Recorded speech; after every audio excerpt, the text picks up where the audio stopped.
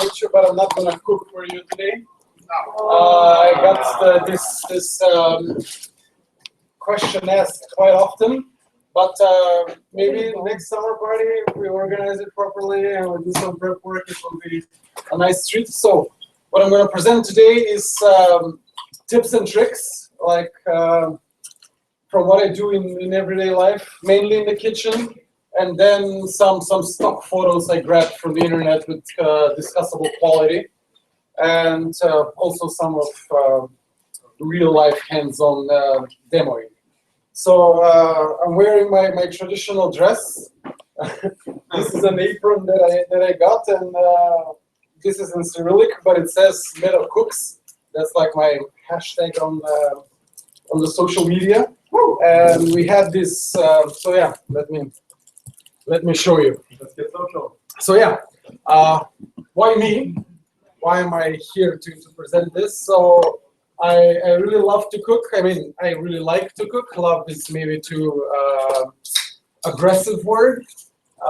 Also, I spent some time as a chef, and do read this as a prep cook, not an actual chef, in a seafood restaurant in New Jersey when I was doing work and travel when I was a student.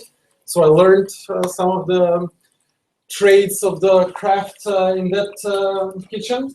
And also, I had a cooking show on YouTube. It was on for one season. It was like a pilot thing sponsored by this meat industry, Promise from Macedonia. So yeah, they wanted to make their products more available to people and do some heavy marketing around it. The news agency, the marketing agency that was doing their case are friends of mine and said, like, you know what, we have a guy, let's put him on YouTube, see how it goes. He'll cook some basic stuff. And yeah, if everything goes well, we'll go on national TV next year. And next year I move to Stockholm. So, so much for my cooking career. And also, I'm really lazy. I like to do like minimum work and achieve a moderate success. So I will share some insights that will help you out. I divided this presentation into a couple of subsections, like different parts of the house and the kitchen. So let's go. Knives, for starters. The first tip is like learn your knives. I've been to like 6-7 different apartments from all the Macedonians that live in Stockholm. All of them, they have this like standard IKEA, the cheapest knives out there, and it's really not that hard. There are like different types of knives for different cutting techniques and stuff like that. Probably the one that you would use the most is this. It's like the chef knife, or a better version of this. There was this thing that like the chefs in the kitchen in the States like to do. They would like put their finger on the blade is, and if it like tipped over, it's not a good knife. It should balance. So the blade here is like too light if the handle like falls down. But yeah, we use what we have in Sweden, and we get a permanent apartment. We'll find better knives. Also, this is like some of the things that I'm going to say is like common sense. Some of, like most of them you will know. Some of them you may find useful, but at least if you get one tip that will ease your day, then my job is done. So I got this from AliExpress. Like AliExpress is like this mega store in China, and you'll get like props in the kitchen and stuff like that for like super low price compared to Sweden. You just have to wait like, I don't know, like 3, 4, 5 weeks to be delivered to the postal office, and this is like $5 or maybe less. And it's like really easy because you cannot really cut yourself while you're sharpening your knife. So you just like basically you start from the bottom of the knife and to the tip of the knife, and then you just do like a couple of times on each section, and they have this like, I don't know, iron finish, diamond finish, polish or whatnot, and by the end, well, you're done. Hopefully your knife will be super sharp, and it will make the things easy in your kitchen. So before you start, you make sure you sharpen your knives if you cook at home. It's like very straightforward. Also, holding a knife, two different styles, I would say. Some of them have, so for example, if you hold the knife like this, you'll have strength. So if you want to cut something, I don't know, big or heavy, so if you want to like press it, it's like the axis of balance. It's like it. So here you have strength, but you don't have precision, and it's easier to chop off your finger. Don't do that. So what you would want to gain precision is to actually hold the knife like this. So basically, you put your thumb and your index finger on the blade, and with this you have like a better grip on the knife, and you have better precision, and it's harder for you to cut yourself. So I prefer the first one here, holding the knife like this, because it's like really easy to do, and then I switch to the power mode whenever need occurs. I don't know, like frozen meat or like stuff like that. So that's thing, and then how to cut. This is Riste. Thank you for this. When I moved to Stockholm, Riste and his girlfriend got me this for like a housewarming present. It's like so small, so convenient. I use it every day. So what we would do is, I'm gonna get to this a bit later. So this is just for showing how you would want to do like circular motions. So just stick. We want to do like circular motions, and the blade should never leave the cutting board. We do this so it doesn't slide. You'll see in the next. So you will want to do like circular motions when you cut with your hand like this, and the blade should always be on the cutting board, so you don't go like this. Let me show you. You get a cucumber. I don't like to peel this like what is this like thing off they put so it's fresh. I just like cut it. This is like my portion size. Then I split it in half, and then it's like easy to get it out, right? So what we want to do is we hold the knife like this. We hold the fingers like this. So if you make a grip with your hand like this, it's really hard for you to cut yourself. So if you're like this, it's easy. But if you're doing like this with your knuckles, kind of like pushing the blade, making it hard for you to cut yourself. Then you would do something like this. So let's see, circular motions, really good slices, really thin slices. Yeah, there you have like a cut cucumber. And once you get like accustomed to this, you may wanna do it like extremely fast, like they do it in the. Show us. No, I cannot do this. I'm nervous. No, I'm not really good at it, but that's the general idea. So yeah, make circular motions with your knife. The blade doesn't leave the cutting board, and then you just hold it like this. And also, there's this one thing I kind of learned. So if we cut a small piece, if you want to cut straight lines, like really long ones, you see, I don't know if you want to make this like big cut, the easiest thing to do is to always keep an eye on the tip. So you would start from the top, you would keep an eye on the tip, and then as you slide down, you never move your eyesight out of the tip. And when you do this, you can make really long parallel cuts. And then you have something thin like this. I don't know. Let's say. So yeah, because I know that like I like to chop my carrots like that. I want to cut them, so I always like miss them, and then my knife moves. So if you keep an eye on the tip, you always make straight parallel lines, and you can do them like really thin. Okay, we move on to prep. So this is like the work you need to done before you start the cooking. This is like I think the biggest section because it's I don't know, it's like easiest to have tips and tricks in here. So what I did is I put a towel, get like a wet towel or something, and you put it under the cutting board so it doesn't like slide. And also another tip is don't put it in the middle of the table, because when you cut it like that, you're gonna lean over and your center of balance is gonna move further, and then you get like this back pain after you cut or you prepare food for a lot of people. So what you want to do is to get the cutting board as close to you as possible. So preferably like the edge of the table. So like this, you can stand for like longer periods of times, and then you will sit up straight, and you have like bigger control. You don't have to like lean over. And this is like especially handy when I was working in a restaurant and we were like pulling these 14-hour shifts. After a while, your back starts killing you.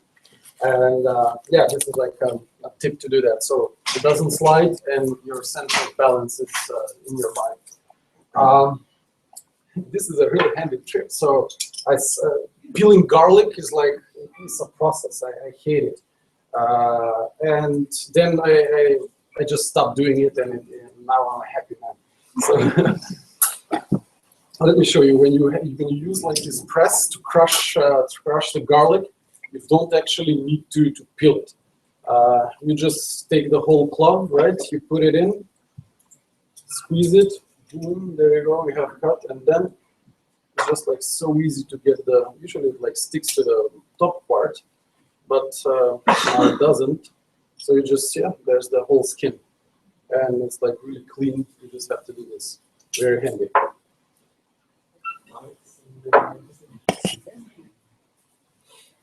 Also, if you need to cut it, when you have to cut it, I guess you need to peel it first, unless you go all YOLO in the kitchen.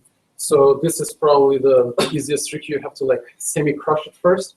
You just put it on the cutting board, take the knife, just like do this a little bit, and then it's like starts crushing, and it's like super easy to peel afterwards. Yeah. Okay, so I tried it once in Sweden. How to open so if it doesn't work, I have to apologize because the quality of the bag in Sweden is so amazing. What we did, I think daily I cooked 14 kilos of pasta. So that's like 28 of these in the restaurant that I was working on. And to open it like this is like so messy. And yeah, it's time consuming. And when you're cooking that amount of pasta, you have to like optimize your work. So I learned a really nice way how to open. And what you basically need to do is just grip them like this, but don't squeeze too hard. And then just do this.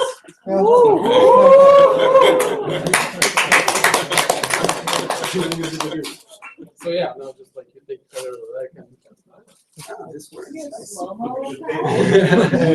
was awesome. Also, this is one of my best trick. I learned it from Jamie Oliver. So whenever I try to bake something and I get this like baking paper, and it's like super hard to like, it's like you put it like this and then it folds. It's like, it's nasty. Like you cannot really, unless you kind of like oil the pan you're trying to put it, and then you're trying to squeeze it. So the best thing I learned, how to like fit every pan you have, every surface. Take it out, you crump it, you put it in water, you dip it in water. I mean, you would do it under a tap in home. You want like fill in a can of water, and you do just like this, right? Squeeze the excess water. Don't worry, it's like really resilient. And then you have this, and basically here, when it's wet, you can like stick it on any purpose. It's like so flat. You can put it in a pan, and then when you start baking it, it will just the water will go away. It's like super easy, and it can like fill in the empty spaces in your pots and pans. Yeah, so this is a trick that I do usually for my settings in the fridge. It takes about like 8-9 hours. So I have meat in the freezer, right? I would like to unfreeze it. What I do is I don't take it out. I just like switch compartments. So I take it out from the freezer and I put it in the normal fridge. Usually it takes about like 8-ish hours, and then it will unfreeze by itself in the fridge. And if you have it like packaged neatly in the freezer, then it will be packaged neatly as well in the fridge, so it won't smell. You won't have to do anything else. You just like take the whole dish and put it in the freezer. After 8 hours, it will be in this state. It will be like somewhat frozen, but really easy to chop. So when I'm handling large batches of meat, what I do is like I put them in the freezer for 15 minutes. And it will solidify a bit, and it will make it like so easy to cut. This is like for like chicken breast, especially because like chicken breast is really hard, especially if you want to make like chicken fingers and like do them 10, 15 minutes in the freezer, or the previous trick, the overnight or like after unfreezing. It's like so easy to shape and to cut and to handle meat. So yeah, it's a really nice trick. Also, I make a lot of burgers in my life. Burgers are like kind of my thing. So I try to, when you have like a mix of minced meat and you try to form it into a nice burger, it's always a struggle. So you kind of like squeeze it like this, and then you're like making it into a circle. The best way to do it is actually just like to do it like this with your arm, and then just like shape it with your thumbs. And you're just like circling, and with this part you're kind of like squeezing, and you're like doing the meat. I don't know how to say.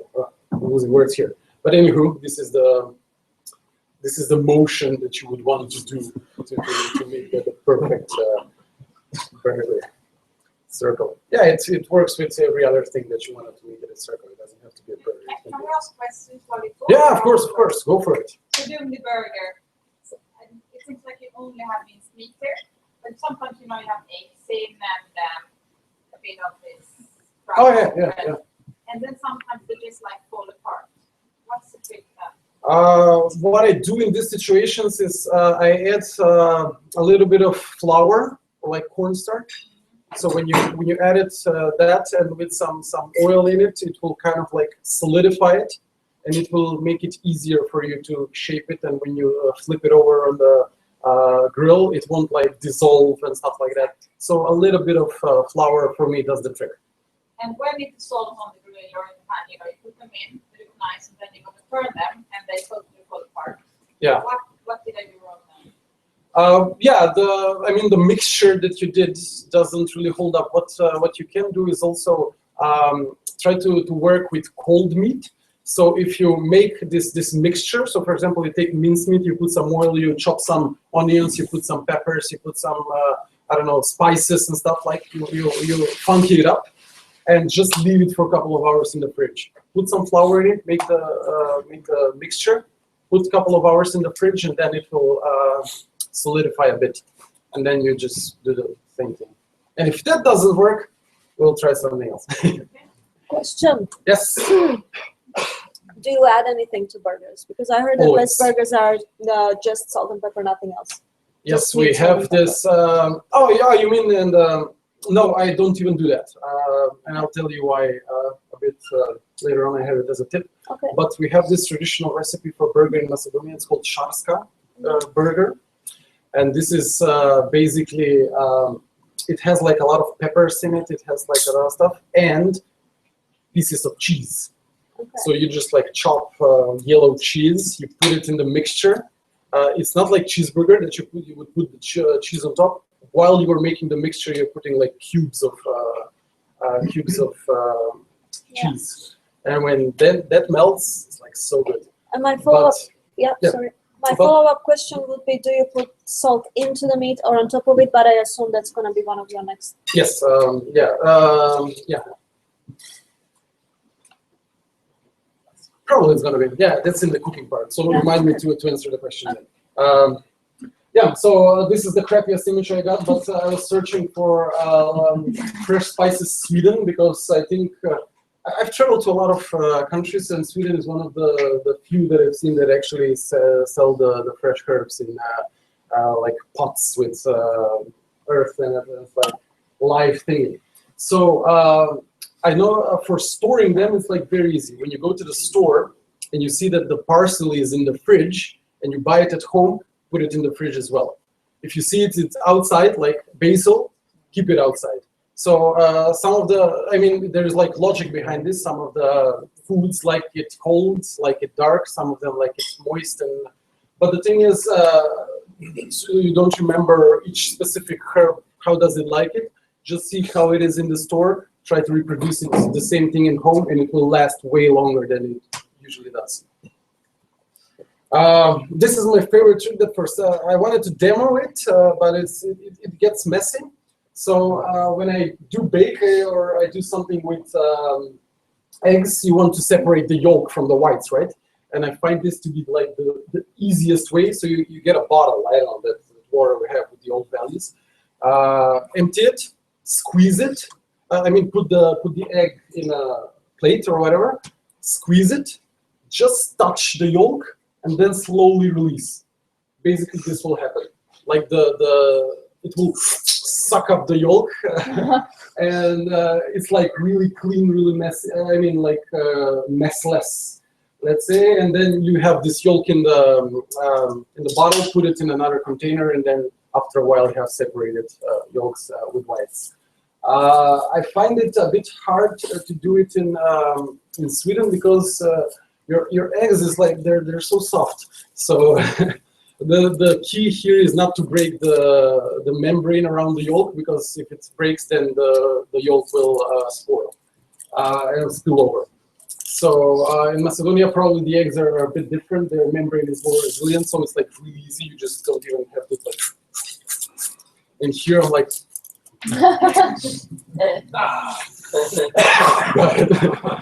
And then if so when you're making like I don't know this white thingy cream. Like whites and sugar, and when you mix them to make this like fluffy thingy, if you have some yolk remainings, that will not be so fluffy. And yeah, you have to remove all the things. So try it at home. If it doesn't work for you, then go with the standard thingy. Who bikes in Macedonia? I think Evgenia has more input on this. She uses eggs way more than me. Just go to the shop and buy a liter of egg whites. Yeah. So yes. Okay, so this is I saw Stacy doing this like a couple of days ago, and I was like so impressed by it. So you know how to like handle avocado, right? You get the avocado, you kind of like do this so you can like separate the parts, right? The ice cream boxes. Ah. Okay. So then you have, you can play around with this if you like hit it with a knife and then like take it out. But there you go. But that's not the thing. The thing I wanted to show you is so you have it. You don't take the skin off. Instead, you would make cuts right now before like scooping it out with a spoon.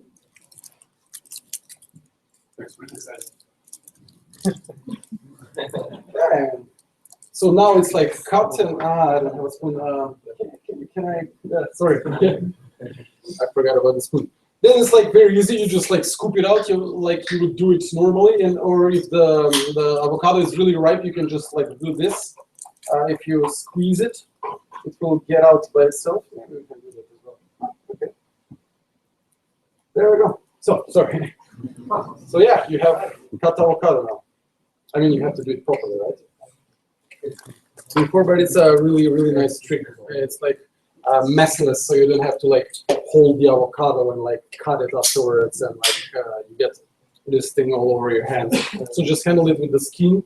Try to squeeze it. If it doesn't work with squeezing, it's not ripe enough, then you use a spoon to do it.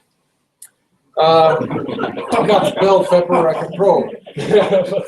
Thank you, Giovanni.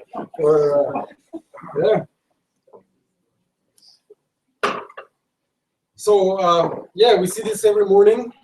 We have a lot of bell peppers here in the company. The easiest way to cut it, you would use like 5 cuts, and the numbers go like this. Take it, chop this off, and then 4 angles. 1, 2, 3, 4. Messless, you put this aside. You have really clean bell pepper, no seeds. Nothing, that's it.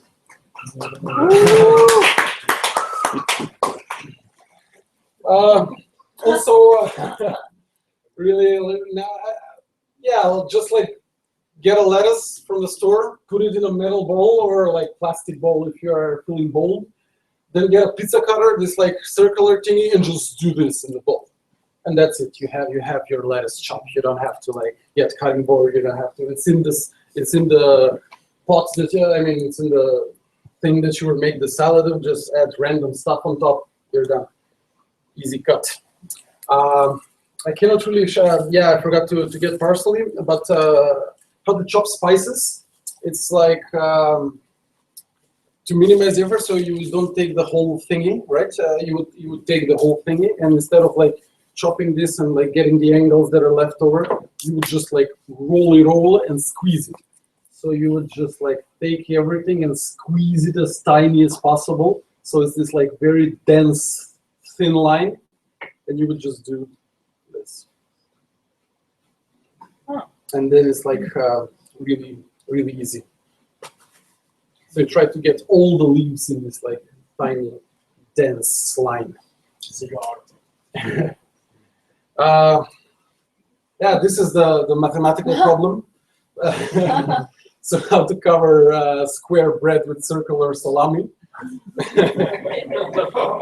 It's really stupid. You just take the circle, fold it in half, right? And you have this, and just like put it on each angle of the toast, and then each bite will have a pleasurable amount of salami.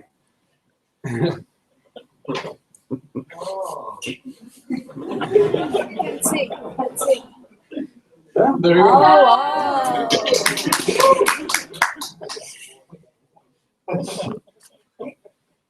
wow. Also, I learned to use this tongs thingy to squeeze lemon because when I was working as a prep cook, this was my period during when I was an IT student. So you would guess that I didn't have like a lot of experience in cooking. So the first day I was there, the boss like just gave me this thing of parsley, just like this whole box of parsley, and said like, okay, you need to chop this. And I was like, okay, on the job. I was like doing this. I was like, what are you doing? Are we gonna serve the guests parsley? Like if this is the rate, the tempo you're working on, we're only gonna serve parsley. Let me show you how it's done. And he took the knife and like okay, I need to learn this. So in the following weeks, I tried to learn this, and I make a tremendous amount of cuts on my fingers. And I was handling lemon, and you would guess how it goes when you have open wounds on your hands and with lemon. So it sting like like a mofo. So what I did was like just like use the tongs to squeeze lemons. I mean, we had this press thingy, but then you have to clean it, and it's like dirty. So this is like really fast way to get the juice out. While we are here, before you squeeze the juice out, just like roll over with your hand and squeeze tight on the lemon. It has some logic behind it, I guess, like the cell membranes kind of loosen up, so more juice will be released when you do it. So just like, yeah, do this when you're, whoa, do this with your lemon before you start squeezing it. And yeah, also you can use the lemon juice to prevent apple browning or like avocado browning. Every fruit that turns brown, you can kind of delay that process by adding some lemon juice on top of it. And you can see this cropped sample that I have. So on the left is the one with the lemon, and the control specimen is on the right. And you can see that after a while, the lemon juice kind of like prevents this oxidation thing that leads to browning. While we are on the same subject, you can do another trick to prevent your guacamole or any other sauce that's prone to browning. So what you do is, I don't know, let's say you make a batch for the whole weekend, right? Or you're like expecting guests. So you would do it, you would store it in a container, and then just like put some water. This is like enough water, just like normal water on top of it. And the water will prevent oxidation. Also, it will prevent like the smell and everything. Keep it as long as you need it like this, and when it comes the time for serving, just throw out the water, drain the excess water, mix a bit, ready to go, like nothing happened. How long you can keep it like that? I don't know, I haven't really tried, but yeah, 4 years, I would say. Forever. Okay, yeah, cooking part. This is my favorite trick, how to fry the perfect eggs or make the perfect omelet. So you would use like the lid to cook it. So the science behind it is like pretty. So if you want to like fry an egg, say you will get this problem that the bottom is heated more than the top, and then you maybe have to flip the eggs at some point so they are evenly fried. What you would do is you would just like put the lid on, and the vapor, it will condensate and it will stay in there, cooking the egg from the top. And you will see like after a while, like a very thin membrane will form on top of your eggs. So they're like easy to cut and like transport and get it from the pan to a plate or whatnot. So this is like my favorite trick of it all. Every time I fry eggs, I use a lid. You can make a Spanish paella with this trick as well, because if you scramble the eggs and if you try to do if you do an omelette or something like that, the water that condenses and it's kept with the lid will kind of like increase the bubbles in the eggs, so you will get this like fluffy pancake of eggs. So it will be more fluffy than if all the water just evaporates. So yeah, you can use that to make like Spanish paella. Spanish paella is this like egg thingy, and you put just like random stuff on top, put a lid, in 5 minutes you're done. Or if you want to make some omelet, put some cheese, put some meat in it, and just like flip it over. There you go. Really easy to do. Okay, so Italians are gonna hate me for this. Okay. This is probably.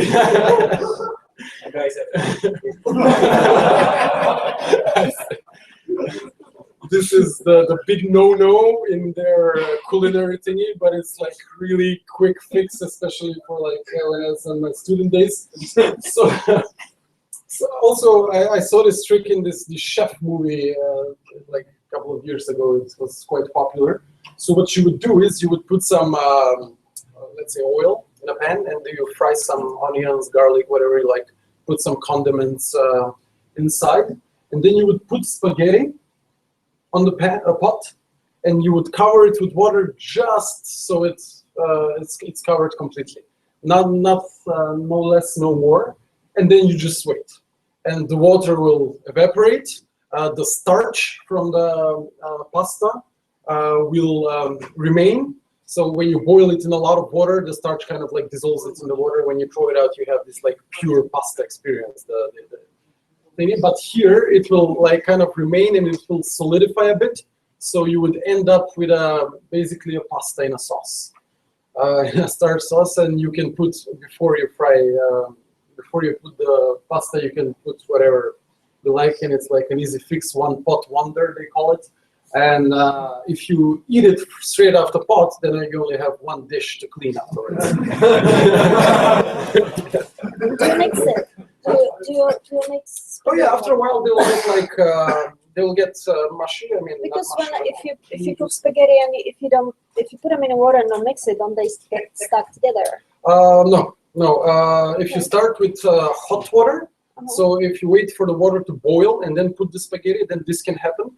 But if you start with cold water, then they will never stick. Okay. And you just wait for water to evaporate. So yeah, try it. I mean, I do like my basic combo is I put a little oil, I put some garlic, I put chili flakes, I put salt and pepper.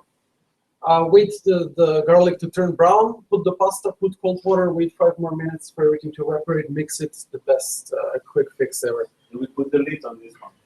No, you want the water to go away, because otherwise you will leave in this like semi-liquidy pasta that's not really nice to eat. Why is it a no-no for Italian? I don't know. Yeah. I prefer. Why you had to ruin it? It was so fucking so good. Yeah, but It's quite sensitive. it's a sensitive topic. It's like putting ketchup on your pizza. It's like- No, wait. It's a different. It's not about being respectful of the like produce and the Gorilla? material. It's not about like taste. I mean, ketchup on pasta is. I don't think I don't have that taste, but I can respect. yeah, this is like the whole process of making our fries. Also, this thing, whenever I cook rice, sometimes pasta, I want to spice things up. Before it gets cold, I just like throw a chunk of butter in it, mix it up, add some salt. I like garlic as well. the best meal ever. Or if you have like leftover and you want to microwave it, like nuke it, just put a chunk of butter on top, nuke it, mix it, best, like fresh. This is something Evgenia might be familiar with. This is like a baking tip for like making cheesecakes or stuff that are prone to like breaking. Sorry.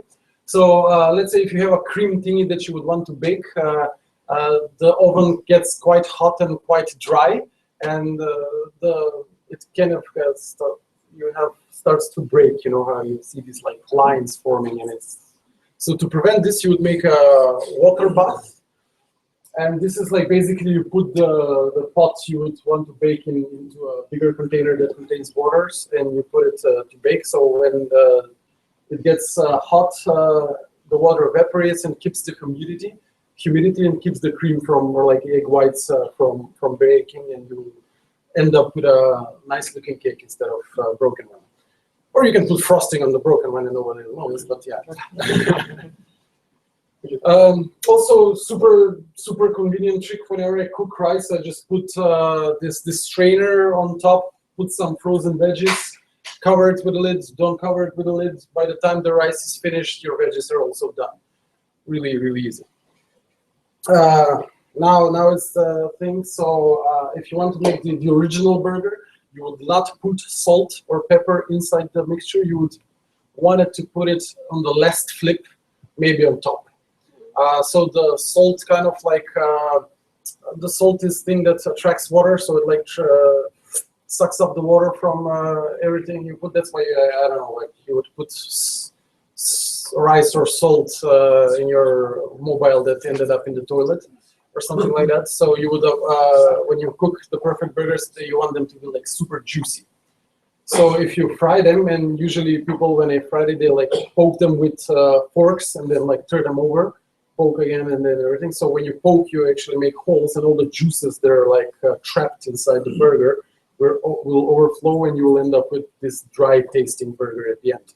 Also, another thing that people like to do is they squash the burger. So you would like do like this, and the water will kind of like float away, and you will get this like sizzling thing.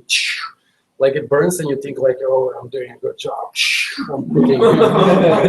But actually, you're making your burger worse. Then again, it's a matter of taste. I like them both, but if you want to make it juicy and stuff, don't poke it and don't squash it, and don't add salt in the mixture. This thing, super easy. Every pot and pan you have in your kitchen has this hole.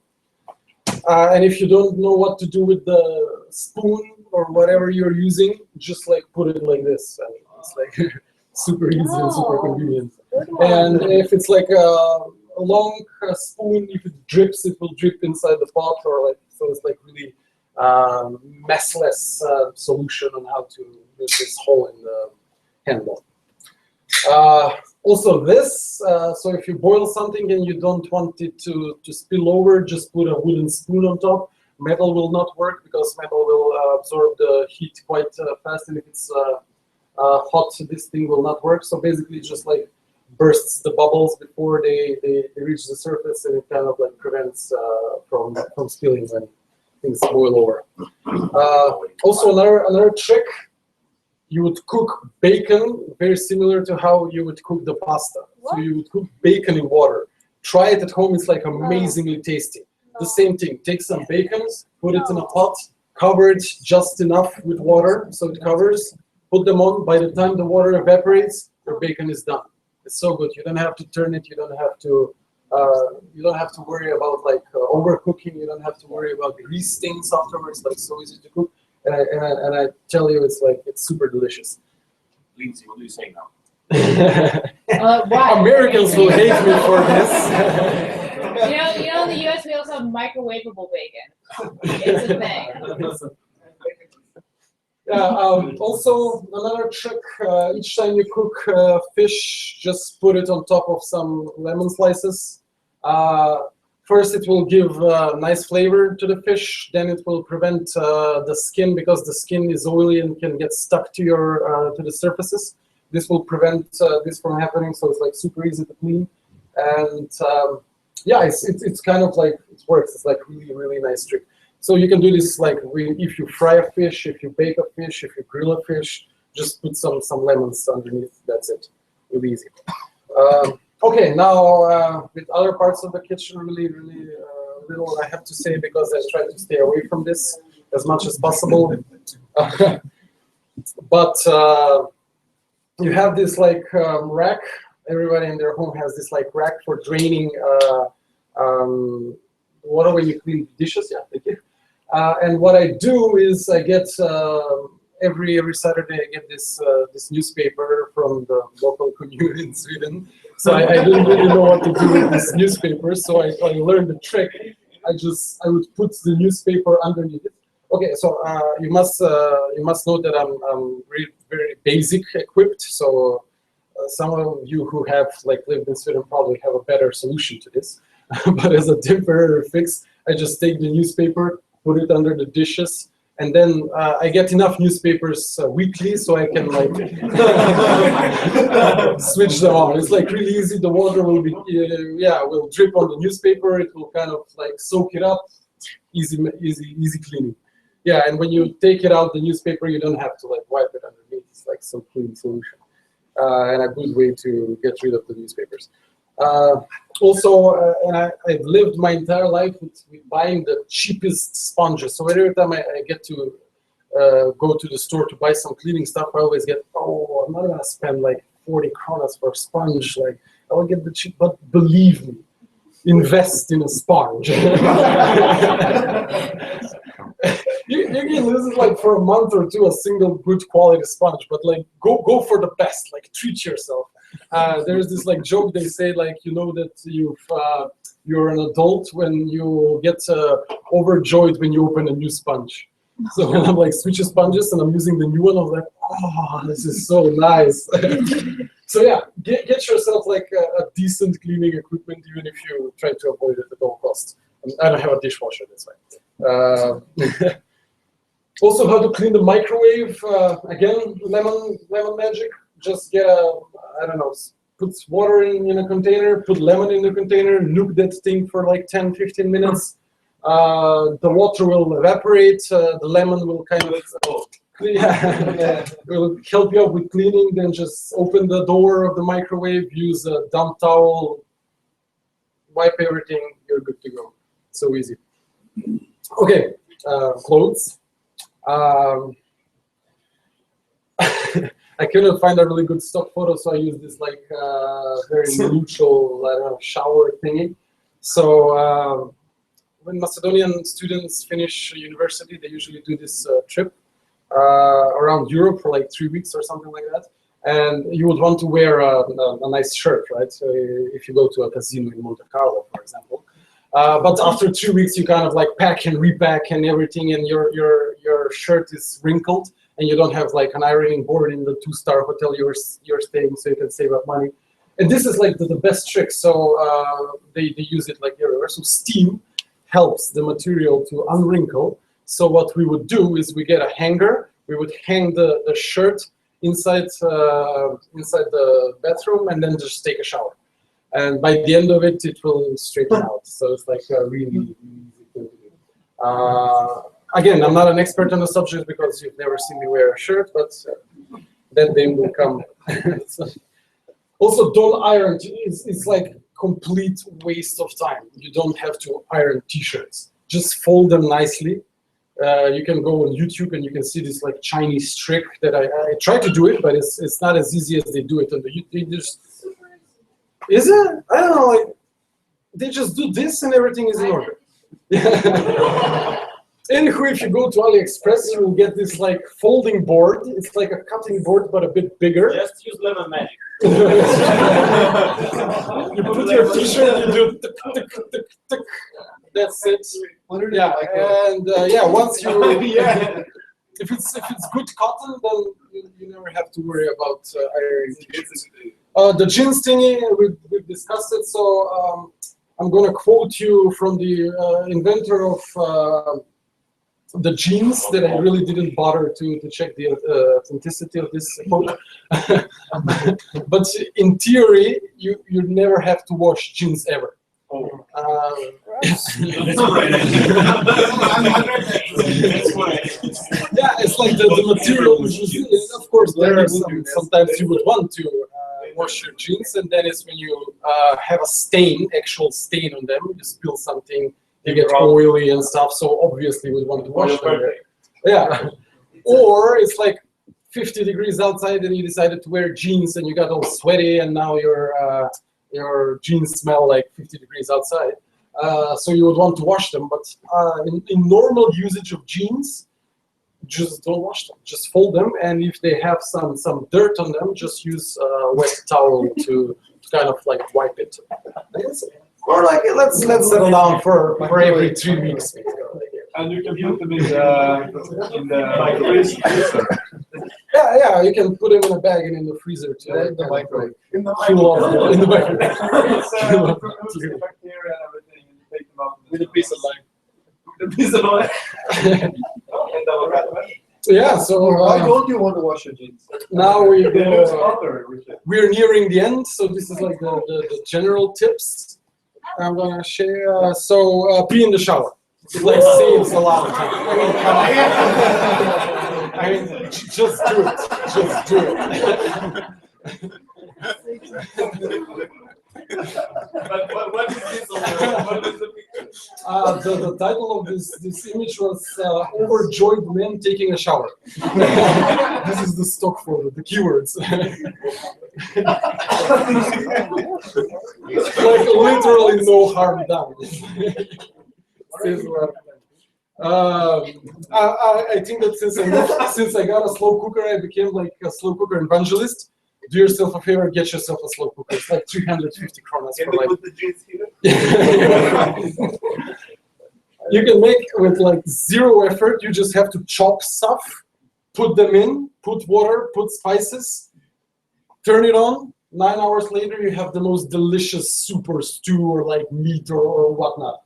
I usually I do this before I go to work. I just like chop vegetables. I put let's say a veal, a nice piece of beef or something. I put it in, put it on. After work, I have this like warm, super delicious beef stew. And it's like really, really tasty, really easy to do and to clean and everything. So how it works, it doesn't really, it never boils. So it keeps the water around like 60, 70 degrees. So you don't have to mix, you don't have to stir, and it will never stick. So it's like super easy thing to do. Students use it a lot. Eventually will stick. Yeah, I mean, yeah, if you leave it like for 18 hours. But yeah, you can do mac and cheese in this. You can cook rice in this. Like so many stuff you can do it, and it's like the most easy thing in the world. Also, I use this quite often.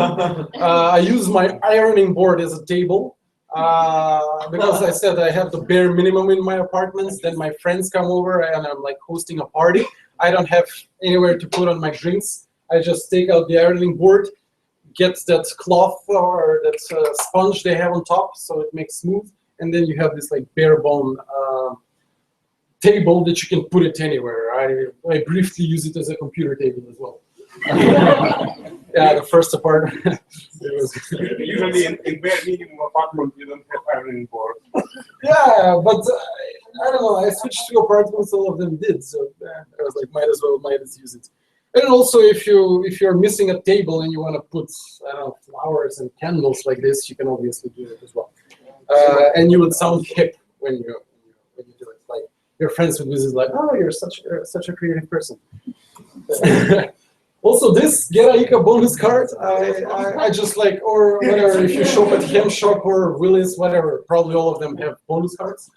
So easy, just like put in your personal number on their website, they know everything about you. In a couple of days, they will deliver this bonus card, swipe it.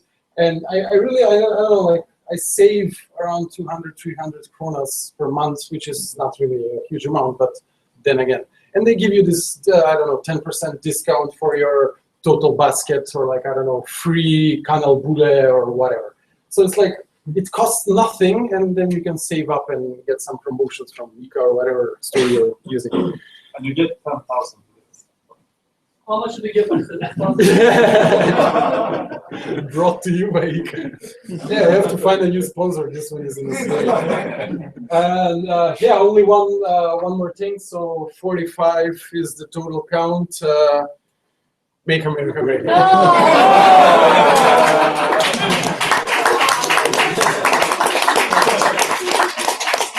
Thank you so much. You've been a really good audience. I can answer a question if you like, or like grab me when you find me. And also, this is the channel this meat industry has. It posts most of my videos there. You'll probably not understand a thing because it's in Macedonian, but the recipes are like really simple. And this is my Instagram. Medo Botfi means Medo Cooks in Macedonian.